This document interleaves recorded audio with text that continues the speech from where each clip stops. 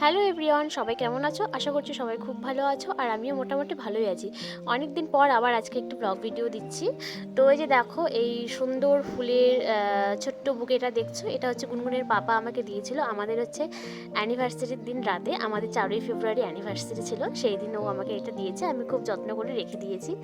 আর গুনগুন এখন ঘুম থেকে উঠলো, এখন হচ্ছে 12টা বাজে। দেখো ও একটু কাশছে, ওর শরীরটা একটু খারাপ, ঠান্ডা লেগেছে আর চোখ উঠেছিল দুটা। এখন তাও ডাক্তার দেখিয়ে এসেছি, চোখে ড্রপ দিয়েছি, অনেকটাই কমে গেছে। তো এখন হচ্ছে অনেকটাই যেহেতু বেলা হয়ে গেছে, বাইরে রোদও উঠে গেছে, ভাবলাম ঘরে জানালাগুলো এখন খুলে দিই, তাহলে একটু হাওয়া বাতাস ঢুকবে ঘরে। ঠান্ডার জন্য তো রোজ আর ঘরের জানালাগুলো খুলি না, কারণ ঠান্ডা ঠান্ডা হাওয়া ঢুকে মেয়ের ঠান্ডা লেগে যায়। তো আজকে একটু জানলাটা খুলে দিলাম, বাইরে খুব সুন্দর রোদ উঠেছে। আর এইদিকে দেখো, গুনগুন হচ্ছে ঘরের মধ্যেই দৌড়াদৌড়ি করছে, মানে হাঁটতে শিখে মানে একটু কোলে থাকে না। তো এইদিকে দৌড়াদৌড়ি করছে, আর আমি যেহেতু জানালাটা খুলে দিলাম, ও এখন এই জানলার মধ্যে উঠবে জন্য দেখো ওখানে গিয়ে দাঁড়িয়ে আছে। মানে আমাকে এখন ওকে ওখানে উঠিয়ে দিতে হবে। ওখানে উঠবা তুমি? এখানে উঠবা? আচ্ছা, উঠিয়ে দিই। এই হে হে হে, ভালো করে দাঁড়াও। ডাকো পাখিকে, ডাকো পাখিকে, ডাকো। ওই ভিতরে যেতে হবে না বাবা, ভিতরে যেতে হবে না, আসো। আমি খাবার বানাতে যাবো রান্নাঘরে, চলো চলো, তোমার জন্য খাবার বানাবো, তুমি খাবা না? ওইদিকে যেতে হবে না, চলে আসো, চলে আসো মা, আমা চলে আসো, এসো, চলে আসো, এসো এসো এসো, আসো। পরে উঠবো মা, চলো, আমি খাবার বানাতে যাবো, তো তুমি একা থাকতে পারবে না এখানে মা, চলো চলে আসো। দেখো দেখো দেখো, তাহলে কিন্তু আমি চলে যাচ্ছি, ঠিক আছে? আমি চলে গেলাম, থাকো, টাটা। আমি চলে গেলাম, টাটা, চলে গেলাম।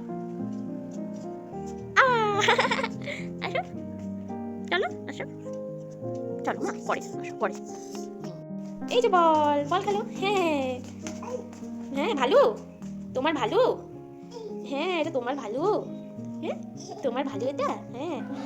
তো মেয়ে ওখানে খেলছে, আর আমি রান্নাঘরে চলে আসলাম। দেখো, রান্নাঘর আর আমার ডাইনিং যেহেতু একসাথে, তার জন্য কোনো অসুবিধা হয় না, মেয়েকে খেলতে দিয়ে আমি নিশ্চিন্তে খাবার বানাতে পারি। তো এখন আমি নিয়েছি দুটো বিনস, গাজর আর মিষ্টি আলু। আমি এখন ভালো করে এগুলো কেটে নেব। আর মেয়ের না একটু শরীর খারাপ, প্রচণ্ড সর্দি কাশি, তার জন্য না কিচ্ছু খেতে চাইছে না। মানে 2 রাত ধরে মেয়ে একদম ঘুমায়নি, আর ও যেহেতু ঘুমোতে পারছে না, তার জন্য কিন্তু আমি আর ওর পাপা দুজনেই ঘুমোতে পারিনি। মানে 2 রাত ধরে আমাদের তিনজনের বলতে পারো একদম রাত জাগা, মেয়ে, আমি আর ওর পাপা। তো মানে সর্দি কাশির থেকেও বড় সমস্যা যেটা ও ভুগেছে, ওর হচ্ছে দুটো চোখ উঠেছিল। প্রথমে একটা চোখই উঠেছিল, তো আমরা ভাবলাম কি একটা চোখ উঠেছে, আর একদম হালকা লাল লাল হয়েছিল। ভাবলাম যেহেতু ডক্টর বসেনি আজকে, তো ভাবলাম মানে পরের দিন দেখিয়ে দেবো।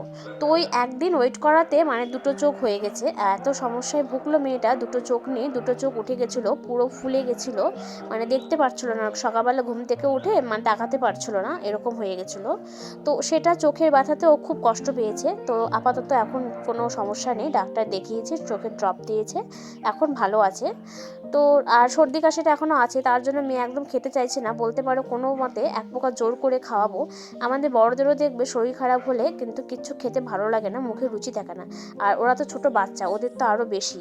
তো আমরা তো মা, না খাইয়ে তো আর ছেড়ে দিতে পারি না, জোর করে আর কি পেটটা ভরানোর জন্য যেটুকু খাওয়ানো দরকার সেটুকু এখন ওকে আমি খাওয়াবো, খাবারটা বানিয়ে দিই।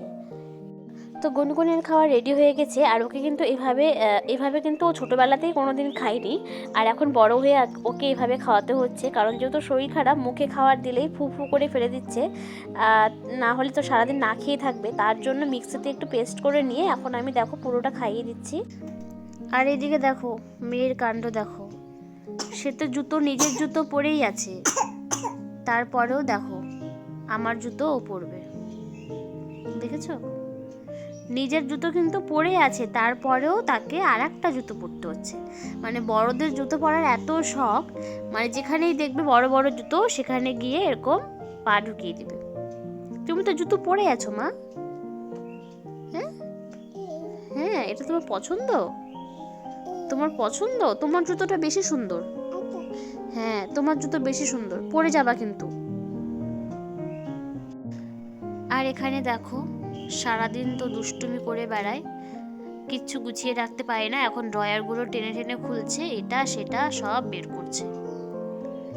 তো যাই হোক বন্ধুরা, আজকের ব্লগটা আমি এখানেই শেষ করব। তোমাদের কেমন লাগলো অবশ্যই তোমরা কমেন্ট করে জানিও। যদি ভালো লেগে থাকে তাহলে প্লিজ চ্যানেলটা সবাই সাবস্ক্রাইব করে পাশে থেকো। আজকের মতো টাটা, দেখা হবে আবার নেক্সট কোনো ব্লগে। ততক্ষণে সবাই সুস্থ থেকো আর ভালো থাকো।